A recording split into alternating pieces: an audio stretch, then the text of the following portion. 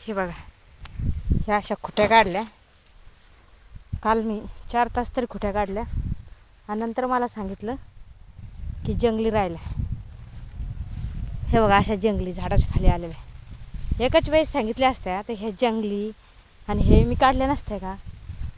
पण मुद्दामून लोकाला त्रास द्यायची सवय असते काही लोकांची.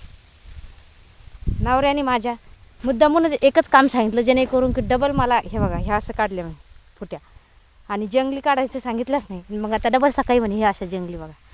थांबा दाखवतो मला. ह्या अशा जंगली तणनाशक मारायचं आहे म्हणून ह्या जंगली काढायच्या. मग सांगितलंच नाही. आज डबल मला तेवढाच वेळ लागला हे शोधायला. एक एक झाड तणनाशक मारायचं आहे तर एवढं गवत आहे आणि त्या गवतात मी एक एक झाड शोधलं. आज पुन्हा पोरगी झोपली म्हणून मी एवढं केलं. पण कालच माझं हे काम होत होतं पण सांगितलं नाही बघा. कृपया करून एखाद्याला शेतीचा अनुभव नसेल, मला बागेचा अनुभवच नाही. मला सरकी लावाच माहिती आहे, खुरपाचं माहिती आहे, पण बागेचा काहीच अनुभव नाही. मग काल सांगितलं असतं तर आज माझं हे उन्हात आणा तेवढी जी परेशानी ना ती झाली नसती. मग आज सांगितलं जंगली काढल्या का. अरे मला माहीतच नाही ना काय काम करावं लागतं काय नाही. मला फक्त तेवढ्या खुट्या काढायला सांगितलं, मी तेवढ्या काढल्या. हे अशा हे बघा, एखादी व्यक्ती माहीत नसताना सुद्धा जरा तुम्हाला मदत करत असेल कामाला तर ते राहिलं कुठं.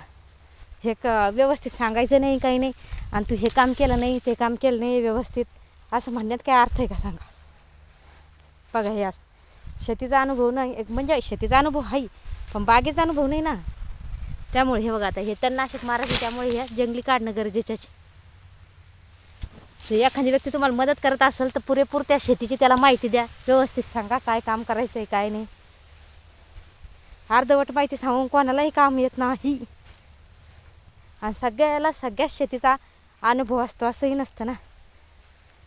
मला बागेचा काहीच अनुभव नाही कारण माझ्या बापाच तिथं बागच नाही. सरकी आहे, सरकी कसं कापू शकता, कशी लावायची, कशी खुरपायची हे मला पूर्णपणे माहिती आहे.